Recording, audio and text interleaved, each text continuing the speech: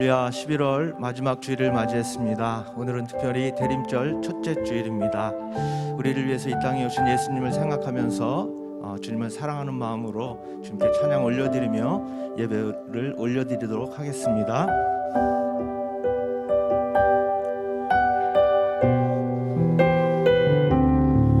내 구주 예수를 더욱 사랑,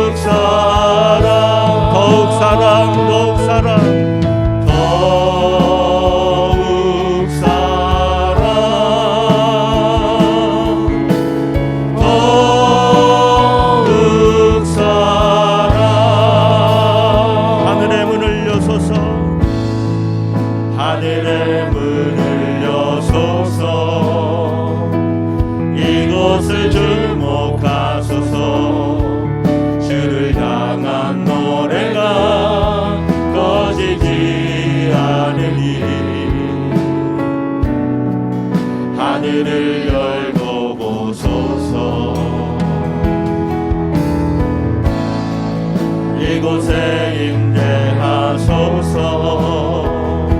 주님을 기다립니다. 기도의 향기가 하늘에 닿으니 주여 임재하여 주소서.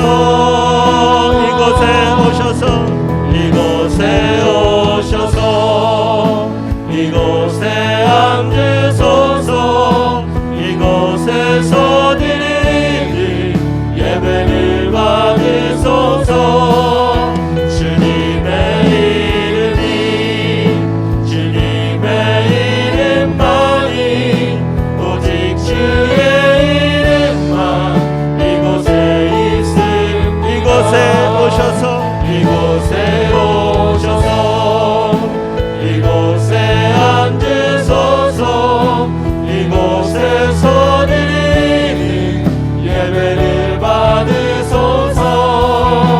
주님의 이름만이 오직 주의 이름만 이곳에 있습니다. 오직 주의 이름만 이곳에 있습니다. 오직 주의 이름만 이곳에 있습니다.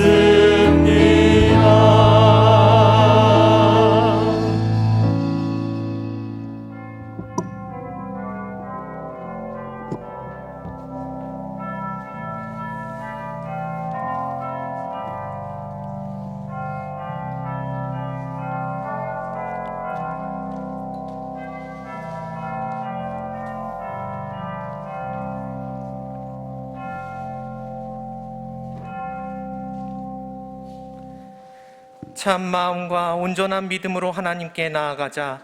하나님은 영이시니 예배하는 자가 영과 진리로 예배할지니라. 할렐루야. 찬양과 경배를 받으시기에 합당하신 하나님 아버지, 죄인들을 구원하시려고 이 땅에 오신 예수님을 사모하며 대림절 첫 번째 주일 예배를 드립니다.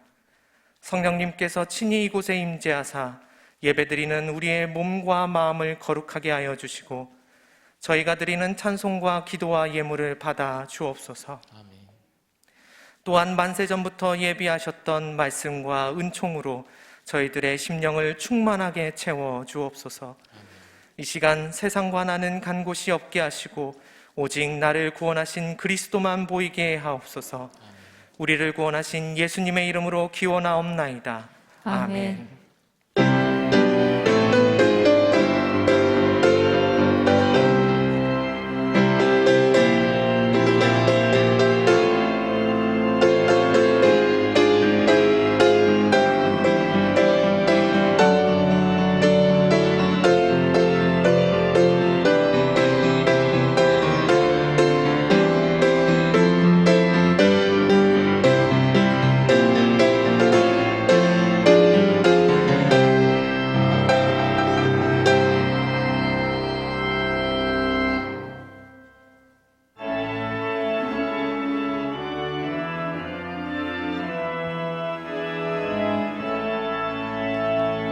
성부 성자와 성령 찬송과 영광 돌려보내세.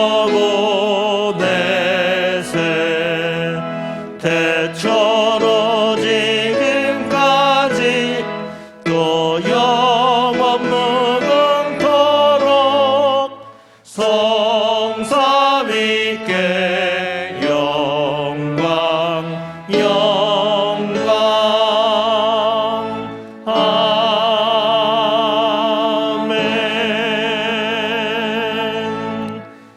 나는 전능하신 아버지 하나님, 천지의 창조주를 믿습니다.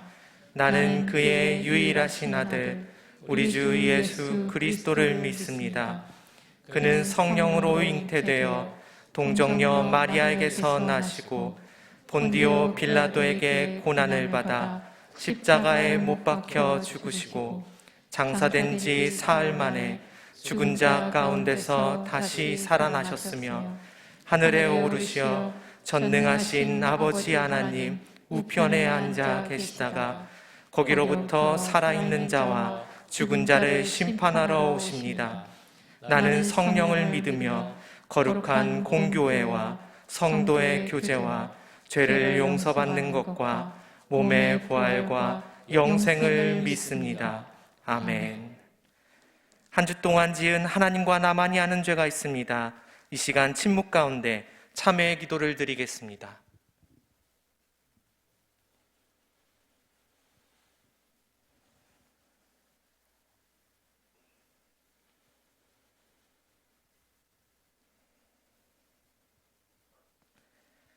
죄를 자복하는 우리들에게 주시는 사죄의 말씀이 있습니다. 여호와라 여호와라 자비롭고 은혜롭고 노하기를 더디하시고 인자와 진실이 많은 하나님이라. 아멘.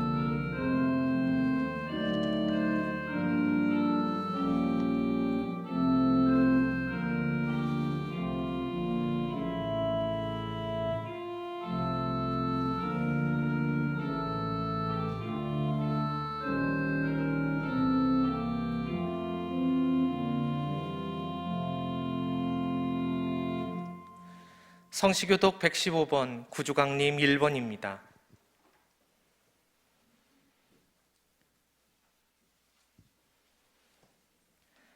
성문으로 나아가라 나아가라 백성이 올 길을 닦으라.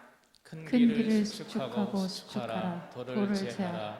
만민을 위하여 기치를 들라. 여호와께서 땅끝까지 선포하시되 너희는 딸 시온에게 이르라. 보라 내 구원이 이르렀느니라. 보라 상급이 그에게 있고 보응이 그 앞에 있느니라 하셨느니라. 사람들이 너를 일컬어 거룩한 백성이라 여호와께서 구속하신 자라 하겠고 또 너를 일컬어 찾은바된 자여 버림받지 아니한 성읍이라 하리라.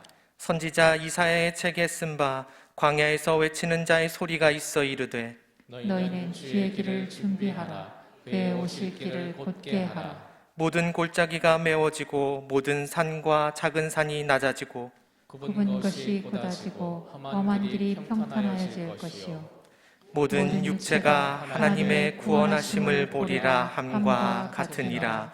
아멘.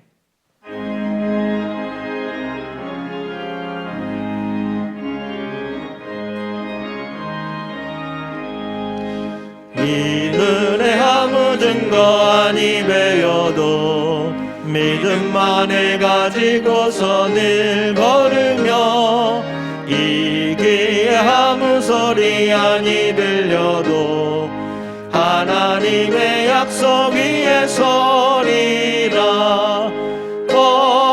걸어가세 믿음 위에 서서 나가세 나가세 의심 버리고 걸어가세 믿음 위에 서서 눈과 귀에 아무 증거 없어도 이 눈이 보기에는 어떠하든지 이미 얻은 증거대로 늘 믿으며 이 맘에 의심 없이 살아갈 때에 우리 소원 주 안에서 이르리.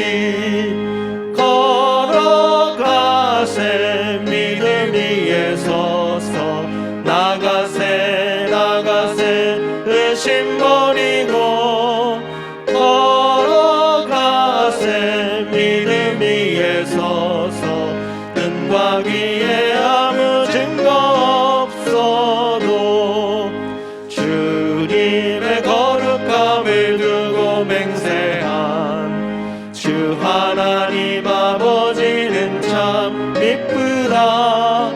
그 귀한 모든 약속 믿는 자에게 능치 못할 무슨 일이 있을까. 걸어가세 믿음 위에 서서 나가세 나가세 의심 버리고 걸어가세 믿음 위에 서서 눈과 귀에 아무 증거 없어도.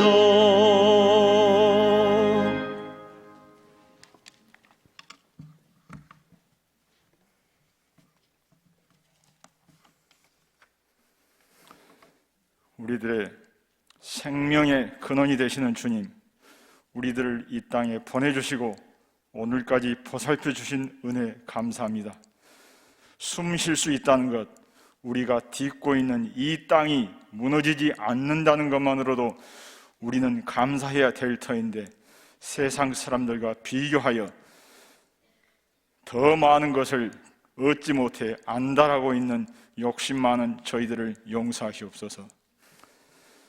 우리들 많은 사람들이 예수 믿고 변화된 사람으로 섬김과 헌신으로 세상을 밝고 환히 비추는 사람이 되기보다는 대접을 받고 만사 형통하기만을 원하고 있사오니 용서하여 주시옵소서. 우리는 항상 나의 의와 나의 이익이 우선이었음을 고백합니다. 감사와 찬양을 통해, 말씀과 기도를 통해 세상과 구별된 삶을 살게 하옵소서. 주님을 목숨보다 더 사랑함으로 세상을 이길 수 있기를 원합니다. 구주 예수를 믿는 믿음 위에서 천국에 대한 소망을 가지고 하나님 사랑, 이웃 사랑이 넘치는 기본에 충실한 성도들 다 되게 하옵소서. 코로나 지역 감염으로 확진자 수가 점점 더 많아지고 지역 경제가 점점 더 어려워지고 있습니다. 소상공인들의 눈물을 닦아 주시옵소서. 이 시간 말씀 전하시는 목사님을 통해서 내려주시는 생명의 말씀이 두고 되새기며 감동받을 수 있는 생명의 양식이 될 수 있도록 성령님 역사하여 주시옵소서. 쉬운 찬양될 찬양을 흠양하시고 저더러 기쁨이 되시옵소서. 십자가에 피 흘려 죽기까지 우리를 사랑하신 예수님의 이름으로 기도드립니다. 아멘.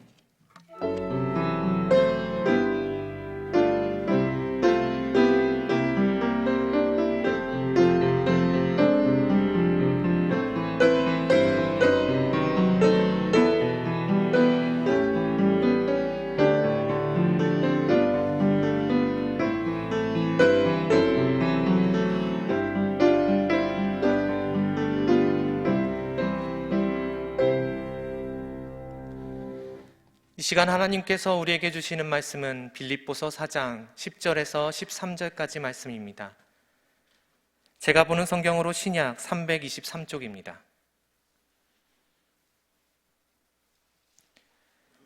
말씀을 봉독할 때 하나님의 음성을 들으시기 바랍니다. 내가 주 안에서 크게 기뻐함은 너희가 나를 생각하던 것이 이제 다시 싹이 남이니 너희가 또한 이를 위하여 생각은 하였으나 기회가 없었느니라. 내가 궁핍함으로 말하는 것이 아니니라. 어떠한 형편에든지 나는 자족하기를 배웠노니 나는 비천에 처할 줄도 알고 풍부에 처할 줄도 알아. 모든 일 곧 배부름과 배고픔과 풍부와 궁핍에도 처할 줄을 아는 일체의 비결을 배웠노라. 내게 능력 주시는 자 안에서 내가 모든 것을 할 수 있느니라. 아멘.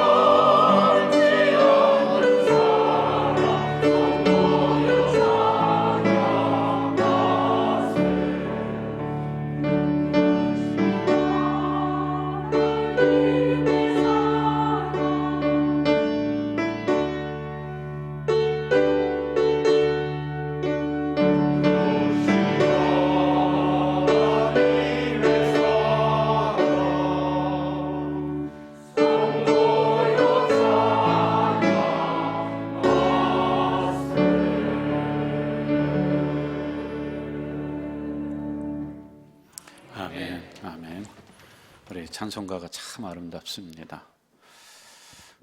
우리 시원찬양대 이제 다 서면 한 40명, 50명 되는데요. 지금 인원을 서로 조정해 가면서 이렇게 열심히 헌신하고 있는 모습 참 아름답고요. 이제 저를 좀 이렇게 봐주시기를 바라요. 예배를 한 번, 두 번, 세 번 드리다 보면 집중도가 떨어집니다. 그래서 여러분들 혹시 두 번, 세 번 드리시는 분들이 있으면은 이 시간에 집중을 좀 해주시면 고마울 것 같아요.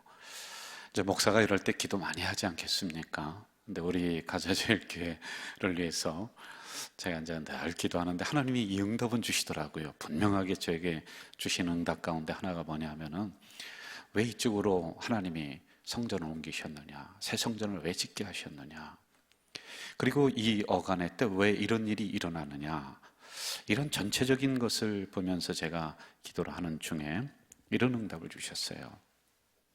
이 기간이 한 번의 기회를 우리 가져질게 더 주시기 위한 준비 기간이다. 하나님이 이 한국교회를 보면서 굉장히 속상해 하셨던 게 많습니다. 우리 가져질 교회를 한국교회 기준으로 다시 한번 삼으시려고 하는 하나님의 계획하심이 있는 거예요. 그래서 2년, 3년 이 여간에 하나님이 이 주변의 상황들을 변화되게 만들더라고요.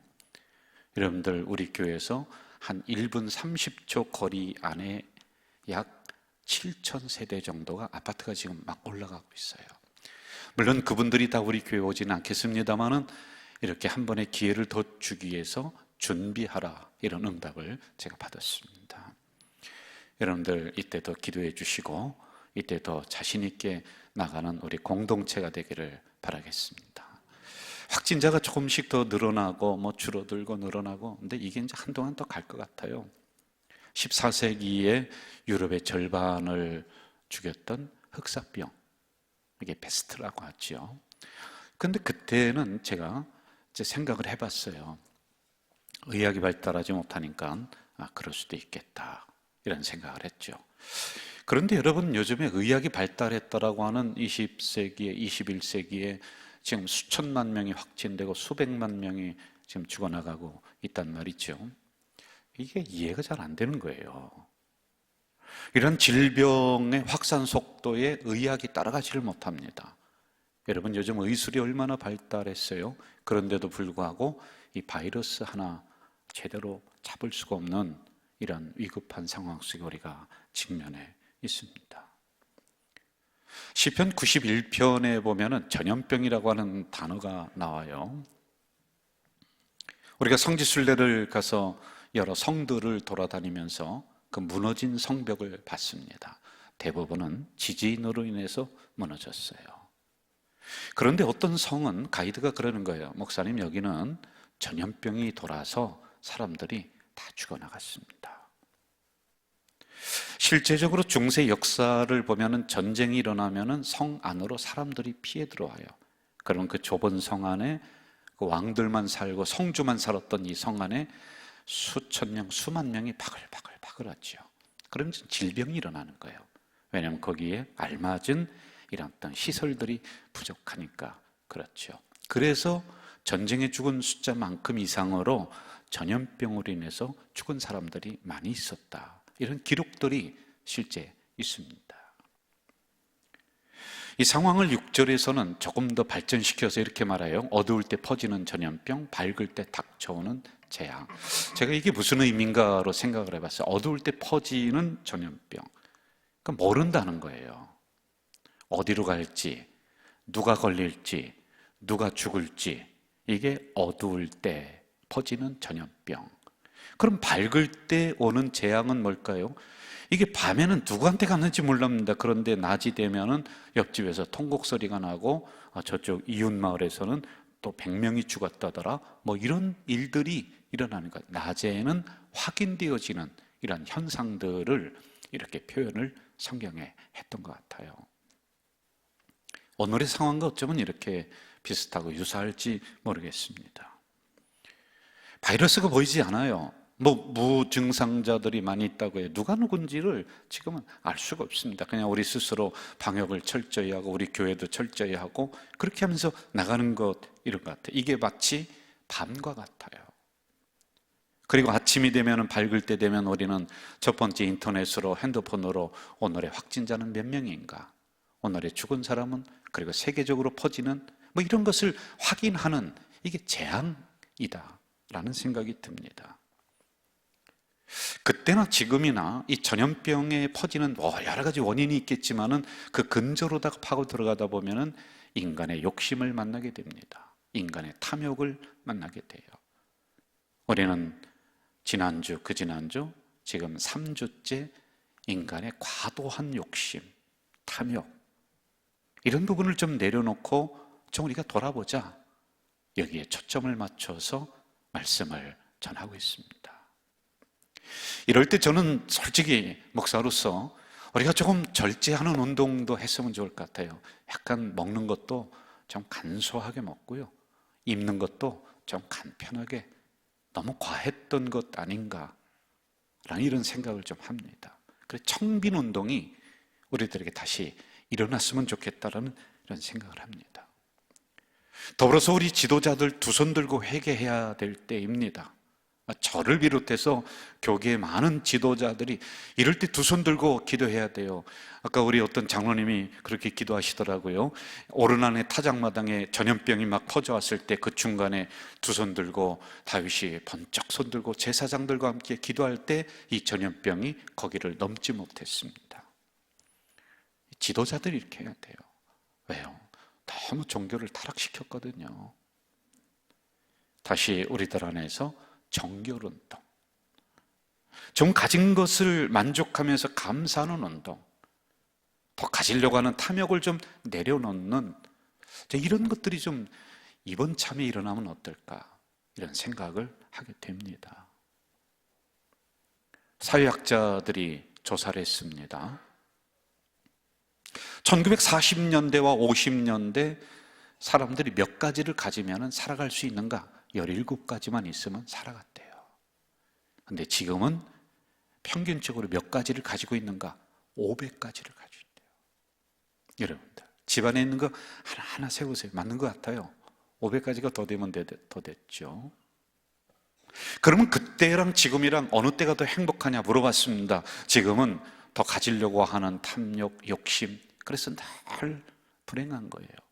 그때가 더 행복했다, 이런 이야기를 합니다. 일본의 위대한 신학자 우찌무라 간주라고 하는 사람이 인간에게 내리는 저주 3가지가 있다. 첫째로는요, 하나님이 믿어지지 않는 게 저주이다. 두 번째는 설교가 들려지지 않는 게 저주다. 세 번째는 자족하지 못하고 감사하지 못하는 게 저주이다. 이런 이야기를 했더랬습니다. 제가 몇 가지 질문을 한번 드려볼게요. 혹시 집에 전기가 들어오지 않는 분 있으면 손을 들어보실까요? 웬만하면 다 전기 들어오지요? 뭐 다 들어올 겁니다. 그렇다면 여러분, 적어도 우리는 20억 명의 사람들보다는 조금 더 가진 거예요. 세계적으로 볼 때 20억 명의 사람들은 전기의 혜택을 누리지 못하면서 그렇게 지금도 살아가고 있거든요. 혹시 여러분 가정에 수도 시설이 없어서 빗물을 받아서 이걸 정수해서 마신다, 그런 분 있나요? 없죠. 우리가 선교하는 필리핀의 우물 선교 250개 정도를 해줬습니다. 그 가봤더니요, 다 물이 썩었어요. 빗물이에요.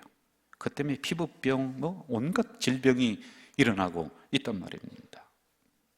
자, 그렇다면은 우리가 이러한 빗물을 마시지 않고 그냥 수도시설이 그냥 들어와 있다면은 적어도 10억 명의 사람들보다는 조금 더 가진 거예요. 제가 또 하나 여쭤볼게요. 혹시 삼시세끼는 잘 먹지는 못하더라도 이틀에 한 번씩, 3일에 한 번씩 뿐이 못 먹는다, 없어서 그렇게 나는 굶어 죽기 일보 직전이다 라고 하는 분들이 있나요? 있을 수도 있겠죠. 그런데 지금은 30초에 한 명씩 굶어 죽고 있는 사람들이 12억 명이에요. 저기 나오죠. 12억 명의 사람이 30초에 한 명씩 지금 대기하고 있어요. 그럼 적어도 우리는 그들보다는 조금 더 가진 사람들이 아닐까요? 냉장고에 음식이 있거나 내가 지금 그냥 걸칠 옷이 있거나 또는 잠잘 집이 있으면은 40억 명의 사람들보다는 조금 더 가진 거예요. 지금 40억 명의 사람들은 이게 혜택이 없다는 거예요. 잠언 30장 15절에 이렇게 말씀하고 있습니다. 거머리에게 두 딸이 있어 다오다오 하느니라. 그런데도 족한 줄을 알지 못한다. 논에서 일을 하다 보면 옛날에 그 거머리들이 딱 붙습니다. 그런데 이 거머리 빨판이, 피를 빨아먹는 빨판이 두 개예요. 여기도 하나 있고 여기도 하나 있고 딱 붙어서 계속 빨아먹어요. 그래서 거머리에게 두 딸이 있다는 것은 이 피를 빨아먹는 게 두 빨판이 있다는 거예요. 이 떼어내려고 해도 잘 떨어지지가 않습니다. 꽉 붙어 있는 거예요. 그럼 언제 떨어지느냐? 배가 실컷 불러요. 피를 다 빨아먹고 이만큼 불러요. 그럼 떨어지냐? 안 떨어집니다. 이 배가 탁 터져서 죽으면서 이 빨판을 놓는다. 이게 이제 인간의 끊임없는 욕심을 이야기를 해주고 있는 거지요. 여러분, 모든 동물 중에 한번 생각을 해봅시다. 위장병이 걸려서 죽는 동물이 있을까요? 위장병. 유일한 게 누구냐면은 인간이래요. 돼지는 70% 먹어요. 자기 위에 꿀꿀거리면서 그냥 계속 먹는 것 같아도 그냥 땅을 파는 것이지 자기 위에 70%를 채웁니다. 그런데 사람만이 뭐라고 하냐면 배불러 죽겠다 이 얘기를 해요. 120%를 먹는데 우리가요 그냥 팍 쑤셔넣는 거예요. 여러분 120%를 먹으면 이게 어떻게 되는지 아세요? 120% 먹으면 그 조금 있다 1시간 있다가 이게 부풀어요. 막 부푸른 거예요. 그러니 여러분 배가 터지는 거예요. 위장병이 있는 동물은 인간이 유일하다. 이건 뭘까요? 식탐이에요. 이런 재미있는 얘기가 있습니다. 1부 때도 많이 웃어주셨고 2부 때도 많이 웃어주셨는데 3부 때는 한번 좀 보겠습니다. 어떤 노총각이 소원을 들어주는 도깨비 방맹이를 하나 구했어요. 그런데 소원을 딱 한 가지만 들어준대요. 몇 가지요? 한 가지. 그런데 이 노총각이 소원이 두 가지가 있었어요. 뭐냐면 돈을 가지고 싶고 또 하나는 결혼을 못했으니까 여자가 있으면 좋겠다. 이게 떠나지를 않는 거예요. 두 가지를 꼭 가지고 싶어요. 그래서 소원을 이야기를 했는데 이거 한 가지만 하면 안 되겠다. 빨리 해야겠대요. 돈, 여자. 그렇게 했대요. 근데 이 도깨비 방맹이가 잘못 알아듣고 돈 여자로 그래서 실제적으로 돈 여자를 얻었다는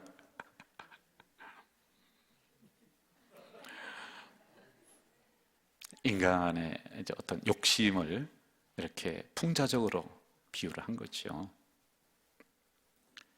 안델센이 지은 분홍신이라고 하는 동화가 있습니다.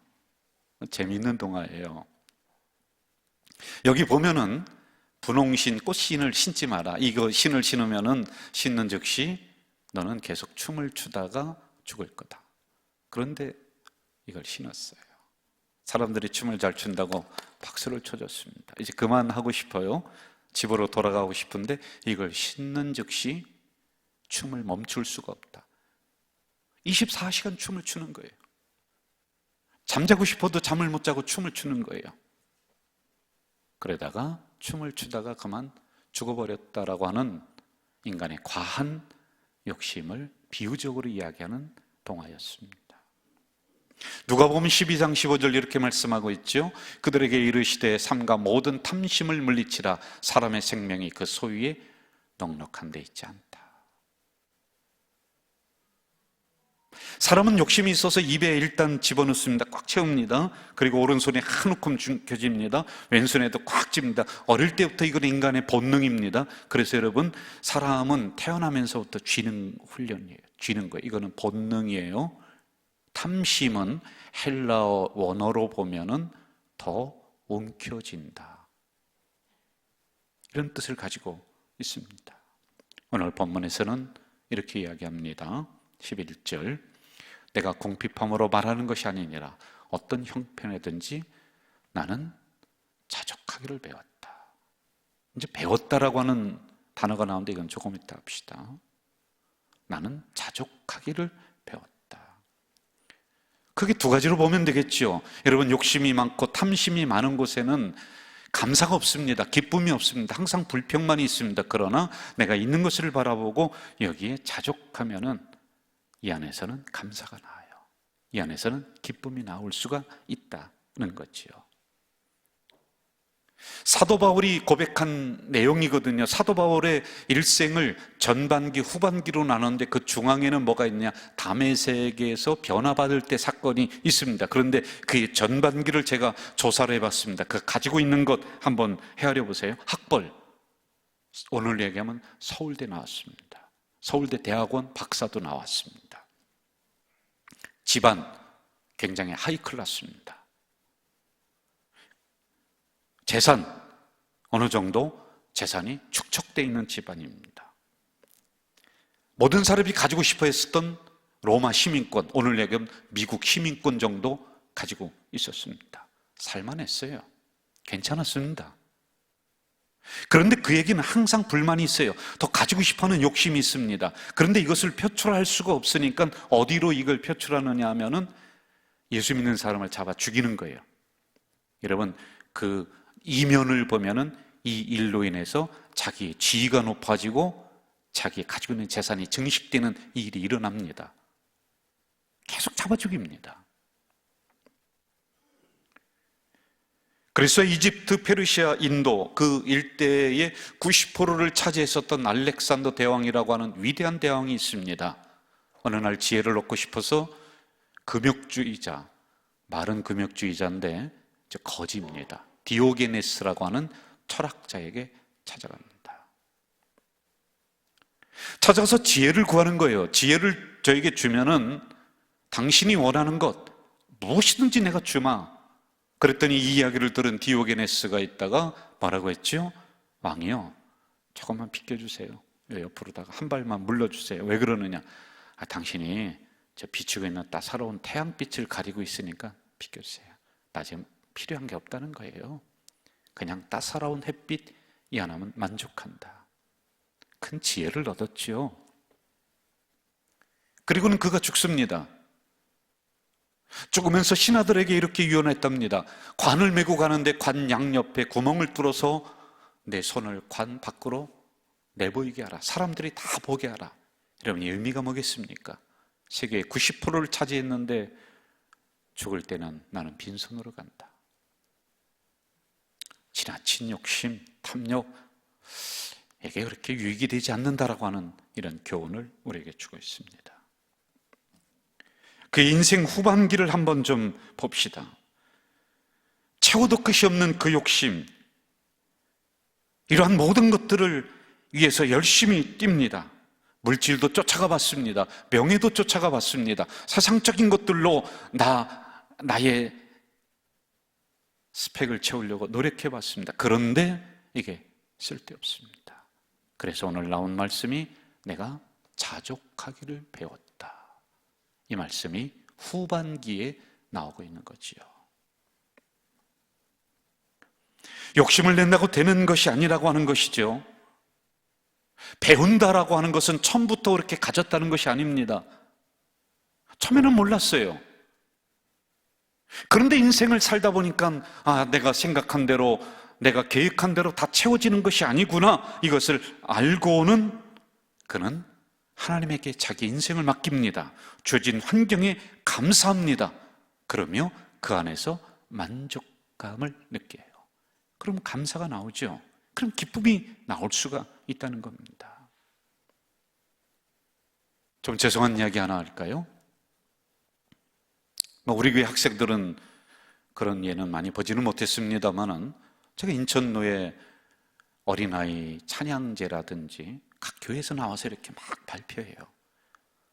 자, 드디어 이제 누가 1등이냐 2등이냐 발표하는 시간이 되었습니다. 자기들이 다 1등 하기를 바라고 있죠. 그런데요, 1등 어느 교회 하면은요, 저 뒤에서는 에이 하고 막 소리 지르고 한쪽에서는 막 엉엉 울고. 여러분, 이거 도대체 우리가 어디서 이걸 배운 걸까요? 교육이 이랬습니다. 1등 못하면 좀 어때요? 주어진 결과에 우리가 좀 만족할 줄 알아야지만이 되는 것 아닐까요? 이제 얼마 있으면 수능 시험입니다. 가끔가다 수능 시험에 자기가 원하는 점수가 나오지 않았다고 해서 그냥 뛰어내리고 자살하고 하는 아이들이 좀 있습니다. 여러분, 열심히 노력했다면 좀 그 결과 안 나오면 어때요? 그냥 주어진 결과에 내가 만족할 줄 아는, 이게 좋은 인격 아니에요? 이게 좋은 신앙 아닙니까? 지금 사도 바울이 이 말씀을 하고 있는 장소는 감옥입니다. 빌립보 감옥에서 나는 자족한다, 나는 감사한다, 나는 기뻐한다. 여러분, 지금 사도 바울은 음해를 당했습니다. 억울한 누명을 썼습니다. 그리고 감옥 속에 들어갔습니다. 막 벽을 치고 땅바닥을 치고 분노하고 막 사랑을 원망해도 시원찮을 이 판국에 그는 난 자족한다, 나는 만족한다. 빌립보서가 104구절로 되어 있습니다. 가장 많이 나오는 단어가 기쁨, 만족, 감사, 이 용어입니다. 12절로 가볼까요? 나는 비천에 처할 줄도 알고 풍부에 처할 줄도 알아 모든 일 곧 배부름과 배고픔과 풍부와 궁핍에도 처할 줄 아는 일체의 비결을 배웠다. 배우는 거예요. 어떤 상황에 있어서도 내 가지고 있는 신앙이 흔들리지 않는 것이지요. 비천에 처할 때는 막 불평하고 원망하는 것이 아니고, 그렇다고 풍부에 처할 때만 감사하는 것이 아니라 내가 비천에 있을 때나 풍부할 때나 나의 신앙은 자족하는 신앙, 감사하는 신앙. 여러분, 우리가 상황에 따라서 막 춤추고 요동치는 그런 신앙이 아니라 배부를 때 있습니다, 배고플 때 있습니다, 고난당할 때 있고요, 우리가 형통할 때 있습니다. 그럴 때마다 사건과 상황에 따라서 나의 신앙이 요동칠까요? 그러면 안 되지 않습니까? 코로나가 오든 안 오든, 이것이 종식되든 종식이 덜 되든 나의 신앙은 그대로 가지고 나가는 일체 비결을 배우는, 우리 목사님들하고 이제 만나서 이 사태를 어떻게 넘을 것인가. 이제 목사님들이 뭐 세상적인 경험이 많지 않으니까 참 고민이 많아요. 근데 딱 두 부류로 딱 이렇게 형성이 돼요. 한쪽 부류의 사람들은 막 땅을 치고 그냥 원망하는 거예요. 야, 이게 왜 왔느냐? 도대체 이게 뭐냐? 왜 정부는 이러느냐? 왜 교인들은 안 나오느냐? 해도 안 된다. 이렇게 원망하는 부류가 있습니다. 그런데 한쪽 부류의 목회자들은 이런 상황 속에 빨리 적응하면서 살아날 길을 찾고 영상을 만들고 어떻게든지 성도들을 향해서 접촉하려고 하고 하는 이 두 부류로 딱 나눠지게 되더라고요. 자영업을 하시다가 쫄딱 망하신 학교를 은퇴한 선생님의 간증을 제가 좀 읽게 되었습니다. 어느 인터넷을 이렇게 보다가 이 부분을 읽게 되었는데요. 은퇴 자금이 좀 선생님으로 은퇴했으니까 좀 있어요. 친구들이 있다가 와서 막 꼬드기는 거예요. 야, 이거 가지고 꽃감 빼먹듯이 빼먹으면 몇 년 못 가니까 여기에서 한 일정 부분을 떼어서 자영업을 해라, 사업을 해라. 나는 선생님으로 있다가 아무것도 모르는데 그래도 쉬운 사업이 있어. 아주 투자도 적게 들고 돈을 벌 수 있으니까 여기서 버는 돈을 가지고 먹고 살면 되잖아. 그래서 시작한 게 통닭집을 했어요. 이게 하기도 쉽고요, 망하기도 쉬운 게 이거라고 하네요. 자, 그런데 하다가 자꾸만 이쪽에 돈이 이제 투입이 돼요. 그런데 2, 3년은 잘 됐습니다. 그런데 이 사태가 막 터지면서 막 그냥 주저앉기를 시작을 하고, 그리고 문을 탁 닫게 됐습니다. 본전도 못 건지는 거예요. 투자한 거 아무것도 못 건지는 거예요. 살고 있었던 아파트 경매 들어갔습니다. 그리고 작은 아파트로 집으로 옮겼습니다. 근데 여러분, 이분이 지금 하는 행동을 한번 보세요. 참 원망하고 불평하고 이렇게 있을 상황인데 이분이 이제 살아야 되겠으니까 어떻게 하냐면 리어카를 하나 산 거예요. 그리고는 붕어빵 찍어내는 그 기계 있잖아요. 그 틀을 하나 산 거예요. 그럼 이걸 가지고 나가면서 뭐라고 하느냐면 이렇게 얘기해요. 사라진 돈 생각한들 마음만 쓰리고 아픕니다. 내가 잘 나갈 때를 생각한들 속상하기만 합니다. 잘 먹고 좋은 아파트에 살 때를 그리워한들 내가 처한 상황에 전혀 도움이 되지 않습니다. 그러면서 붕어빵 잘 굽는 법을 이 시간에 배우면 되고 작은 아파트에 내가 적응하는 그 훈련을 하면 된다. 여러분 참 멋지게 자기의 상황을 적응해 나가는 것 아닙니까? 이렇게 자족하기를 배웠습니다. 이렇게 어떤 상황에서든지 그 상황에 적응하는 비결을 배웠습니다. 그렇게 만족하면서 적응하며 살아갔던 심령들에게 하나님은 한 가지 놀라운 가능성을 열어주십니다. 그것이 바로 13절 있지요. 내게 능력 주시는 자 안에서 내가 모든 것을 할 수 있다. 할렐루야. 여러분 듣기 좋은 소리라고 여러분에게 하는 게 아니에요. 무슨 것을 이루기 위한 주문이 아닙니다.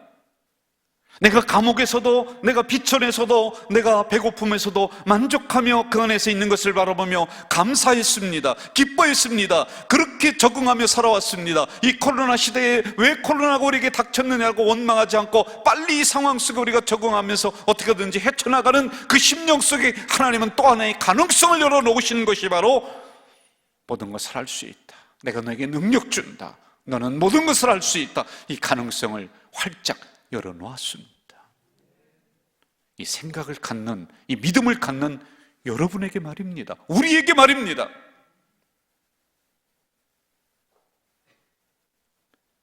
저는 우리 가작제일교회 공동체가 암담하고 어려움들이 사방으로 널려 있지만은 우리의 욕심과 탐심을 좀 내려놓고 자족하기를 배우고 빨리 적응해 나가는 이 훈련 한다면은 저는 이 말씀이 바로 여러분 것이 될 줄로 믿습니다. 그렇다면 우리는 모든 것을 할 수 있는 능력을 주시고 불가능이 없다 이거지요. 이 생각으로 우리가 달려 나가야지만이 될 때, 그러나 누구에게 주어진 것은 아닙니다.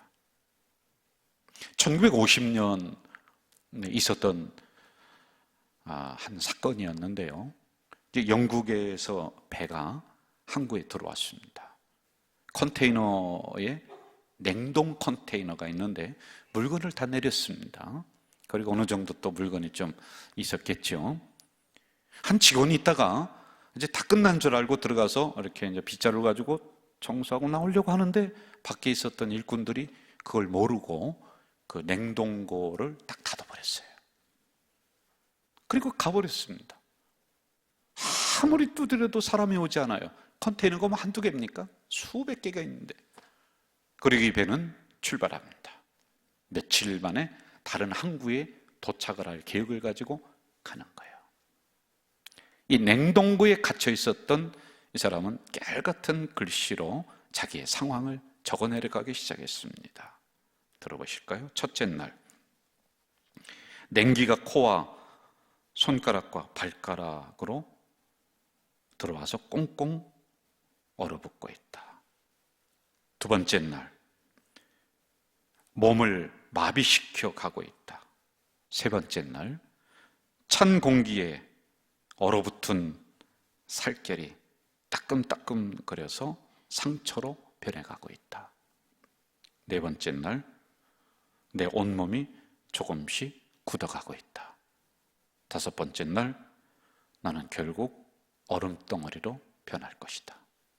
며칠 만에 항구에 도착을 했습니다. 리스본이라고 하는 이 항구에 도착을 했어요. 냉동고를 열었어요. 거기 사람이 죽어 있는 거예요.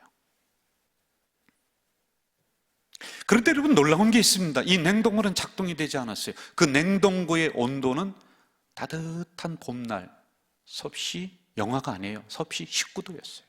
그리고 먹을 게 좀 있었습니다. 왜 죽었을까요? 본인의 생각. 나는 여기서 얼어 죽고 만다. 내 몸은 굳어가고 있다. 이 상처가 점점 깊어진다.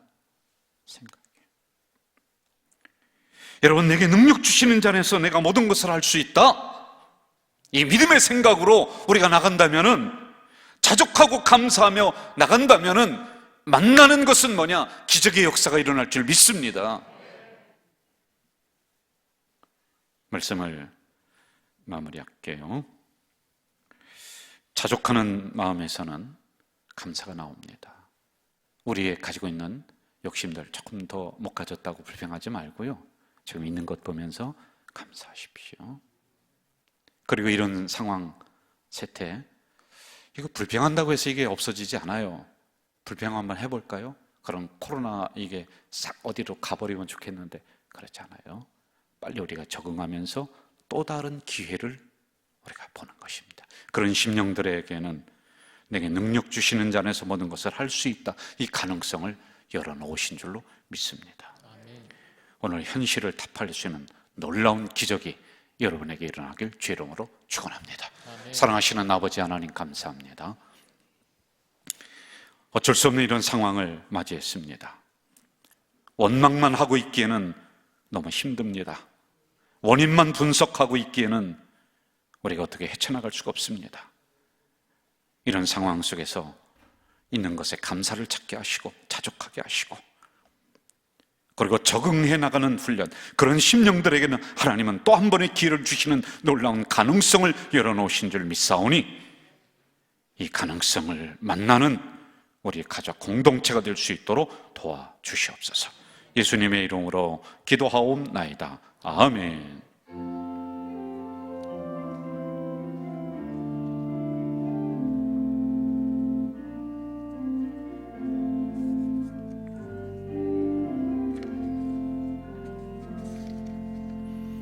교회 생활 말씀드리겠습니다. 주보를 함께 보시면서요, 5번을 보시기 바랍니다. 코로나가 많이 확진이 되고 있습니다. 그런데 어른들은 스스로 방역을 할 수 있는 그런 어떤 판단, 능력이 있지만은 어린아이들은 더 쉽게 노출될 수 있을 것 같아요. 그래서 우리 교회 학교에서 담당하는 장로님과 교육자들이 상의를 했습니다. 영상 예배로 한동안 좀 더 돌리자. 아마 이런 상황이 계속 반복이 좀 될 것 같아요. 현장 예배 드렸다가 어느 때는 영상으로 갔다가 이게 백신이 나와서 안전하게 될 때까지는 반복적으로 이렇게 이루어질 것 같습니다. 우리 어른들 이 예배는 어떻게 하느냐, 정부의 지침에 따라서 그대로만 또 우리가 움직이는 것이 아니라 이걸 가지고 당회에서 논의를 할 겁니다. 그리고 결정된 사항을 우리 성도님들에게 알려드리고요. 그리고 우리 교회는 또 방역 지침에 따라서 선제적으로 잘 대응해 온 교회입니다. 그 선상에서 우리가 잘 상의하고 성도님들에게 알려드리도록 하겠고요. 여러분들 보시는 대로 이 앞에 이런 무슨 칸막이를 해놨습니다. 저와 여러분들 사이는 한 8m, 9m 정도 되는데, 그래도 정부에서 목사님들이 설교할 때 마스크를 쓰던지 아니면 이런 것을 하나 해놓으십시오. 그래 안전합니다. 그래서 저희들은 이런 걸 이렇게 해놓고 나간다는 것을 알아주시기를 바라겠고요. 인사당회가 3부 예배 후 4층 당회실에서 있고, 예산당회가 다음 주일에 있을 예정입니다. 이런 코로나 상황 속에서도 우리가 준비해야 됩니다. 움직여야 됩니다. 해야 될 건 해야 돼요. 그래서 내년도를 위해서 우리가 어떻게 인사를 결정해 나갈 것인가, 이제 많이 움직이지는 않을 것 같아요. 왜냐하면 올해가 이런 상황이었으니까 내년에도 봉사가 그대로 갔으면 좋겠다, 이런 생각도 있고요. 예산은 솔직히 많이 어렵습니다. 많은 교회들이 30 내지 40% 이상 예산이 다운됐어요. 가까이에 있는 주안교회도 남교회 이야기할 건 아닙니다만은 굉장히 많이 다운돼서 살기가 어렵다, 이런 이야기도 서로 주고받고 있습니다. 이건 보편적인 상황이에요. 우리 교회라고 이런 어려움이 피해갈 리는 없습니다. 그래도 우리 교회는 공동체성이 좀 형성이 돼서 어려울 때 십시일반 개미의 역사가 일어났던 이런 역사적인 교회이거든요. 그래도 좀 어려워요. 그러나 내년에 우리가 허리띠를 좀 더 졸라매면서 이 위기를 넘을 겁니다. 그래서 여러분 걱정하지 마시고요. 우리 장로님들 얼굴을 이렇게 한번 보세요. 장로님들 얼굴 좀 보세요. 걱정스러운 얼굴이 없습니다. 자신 있습니다. 충분히 우리가 넘고도 남을 것입니다. 위에서 기도해 주시기를 바라고요. 이렇게 얘기하면은 목사님이 어디 묻어둔 돈이 있는가 이 생각은 하지 마세요. 우리 교회에서 14명의 청소년들이 수능 시험을 준비하고 있고요. 또 취업도 이렇게 준비하고 있습니다. 관심 가져주시고 기도해 주시기를 바라겠습니다. 전과 같으면은 제가 가서 안수기도 하고 그리고 이렇게 시험 볼 수 있도록 했는데 그걸 할 수가 없어서요. 영상으로 우리 청소년들에게 제가 격려 메시지와 기도를 다 만들었어요. 그리고 그것을 개인들에게 다 보내주고 있고요. 오늘 혹시 자녀들 데리고 온 부모님 있으면은 제가 기도해드리고 또 이렇게 하겠습니다. 암한 양육훈련 과제가 있는데 이 숙제가 어려운 게 아니에요. 그냥 몇 줄만 써서 내가 이걸 봤다, 했다 이 표시만 내주면은 우리 교회에서 강하게 지금 직분자를 훈련하자, 성도를 트레이닝하자 암한 프로그램을 만들었습니다. 그래서 여러분 점수에 합당하지 않으면은 직분도 이제는 다음으로 유보하고 장로님들을 우리가 뭐 내년 언젠가 또 뽑아야 됩니다. 그럴 때도요 학점에 미달되면은 요번만큼은 물리적으로 시간이 안 돼서 그렇지만은 이 학점을 다 채우도록 했습니다. 이거 안 채우면 안 돼요. 그래서 여러분 저도 우리 가자절교회 있을 날이 많지 않습니다. 저는 우리 교회 토대를 잘 놓는 사명이에요. 이런 부분들 잘 마련해 갈 겁니다. 따라주시기를 바라겠고요. 성도의 교제란을 보시면서 입원하신 분 기도해 주시고 개업하신 분 축하해 주시고 헌납 감사합니다. 여전대 총회가 12월 6일에 있겠고요. 이런 어려운 상황에도 매 주일 또 등록하시는 분들이 한 분, 두 분씩 있어요. 정말 감사합니다. 2부 때도 이렇게 등록을 해주시고 참 고맙습니다. 여러분 이 시간에 우리 다 함께 일어나셔서 주변에 있는 분들과 인사하겠습니다. 한 주 동안 승리하십시오. 한 주 동안 승리하세요.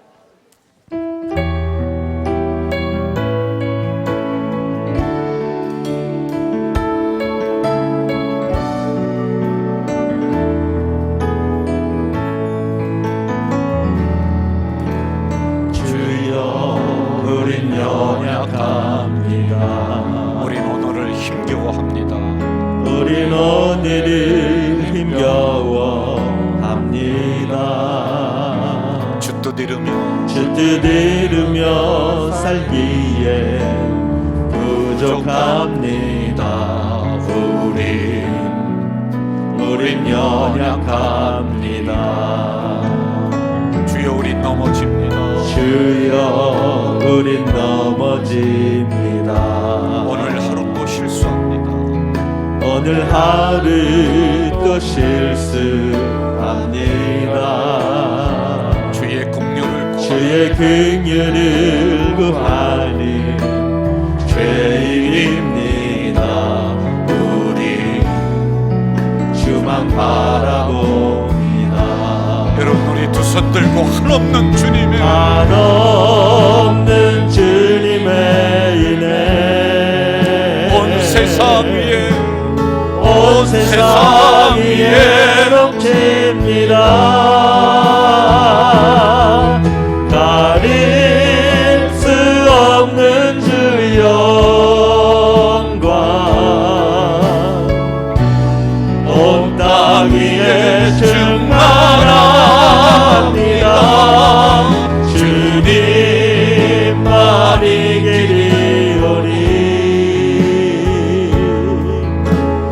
우린 그 길 따라갑니다.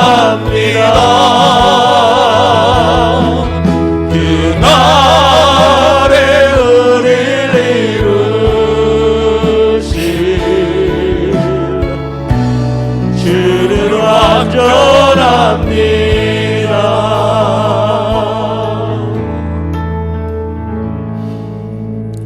이렇게 어려운 시대를 맞이했는데 불만하고 원망만 하고 있기에는 너무나 우리가 힘겹습니다. 이런 상황 속에서도 자족하는 법을 배우고 감사하고 기뻐하는 법을 배우는 우리가 되도록 도우시고, 이런 상황 속에 빨리 적응해 나가는 우리 모든 공동체 될 수 있도록 도우시며, 이런 심령들에게는 또 다른 기회, 가능성을 열어주시는 그 하나님을 바라보며 달려나가는 우리 가족 공동체가 되도록 주여 도와주시옵소서. 오늘도 하나님 존전의 귀한 헌금을 올리는 손길이 여기에 있습니다. 이 물질 속에는 사랑하는 귀한 성도의 기도 제목과 마음과 정성이 담겨져 있사오니 하나님 땅의 복으로 넉넉하게 채워 주시옵소서. 아멘. 이 시간에 영상으로 예배드리며 헌금을 두 손에 올려놓은 귀한 심령들이 있습니다. 물질 때문에 목마르지 않도록 하나님 그들 생활 속에, 그들 가정의 전대 속에, 기업의 전대 속에 넉넉하게 채워 주시옵소서. 아멘. 지금은 우리 주 예수 그리스도의 은혜와 하나님 아버지의 만극하신 사랑과 성령님의 교통교제 역사하심이 말씀 받고 삶의 현장으로 나가는 주의 백성들 머리 위에 이제부터 영원까지 함께 하시기를 간절히 축원하옵나이다. 아멘.